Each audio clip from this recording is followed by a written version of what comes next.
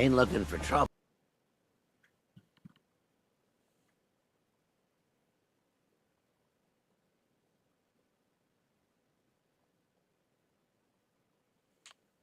All right, appears I am live. So let me get back into Fallout. All right, doing a really quick video here, simply to highlight that for once, all of my settlers are actually at their work site.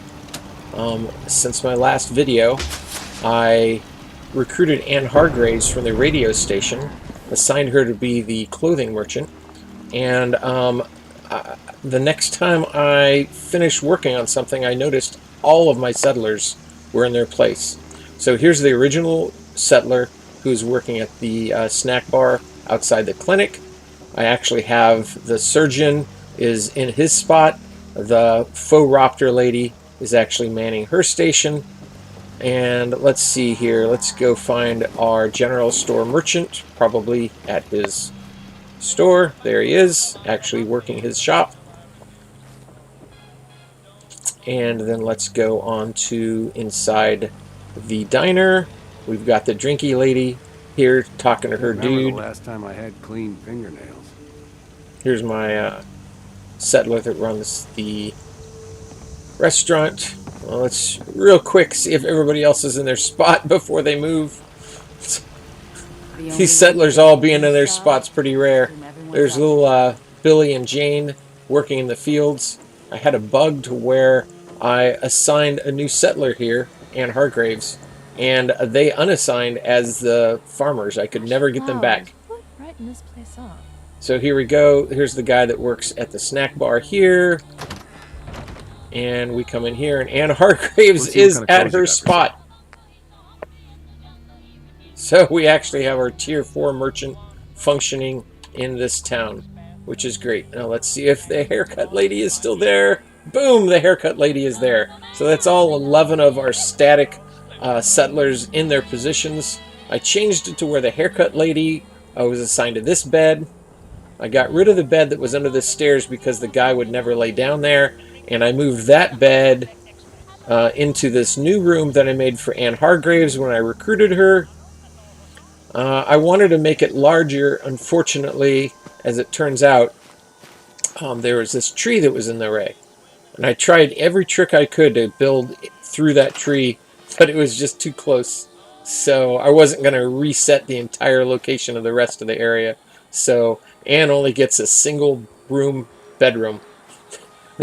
I thought about extending it out this way, but it just looked too blocky, so I just went with a single room standing on its own.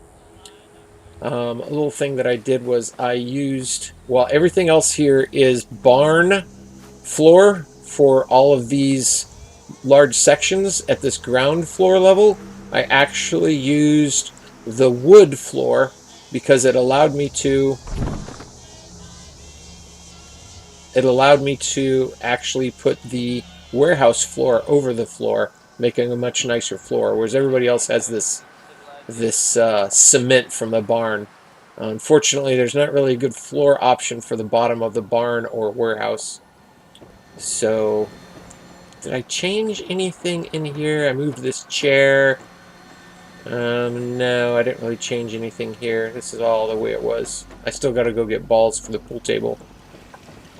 Oh yeah, I did mention that I added a pommel horse and a weight bench to the side of the clinic.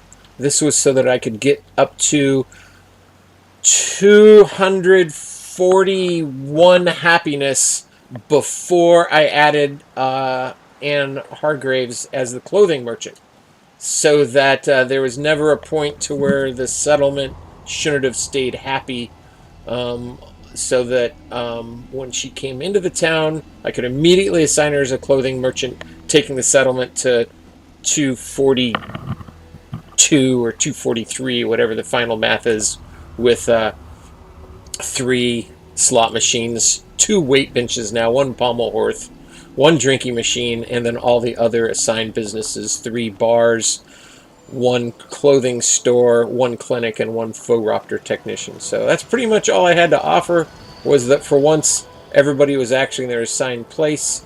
Off camera, I also moved a sleeping bag into here, actually created it, dropped it into this area, and then assigned the guard to that sleeping bag so that she would have a space that, one, she never uses because the guards never sleep while you're in town, but at least it You're was a out of the farmer way. by ghouls? Isn't that something?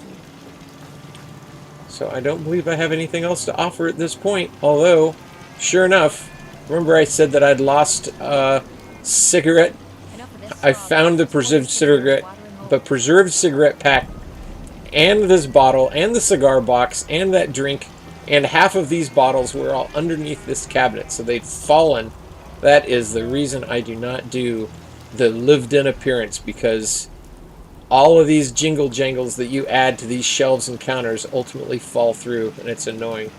Well, that's all I have on my very quick update on the Sommerville Place tour, with all the residents in their place. Bye.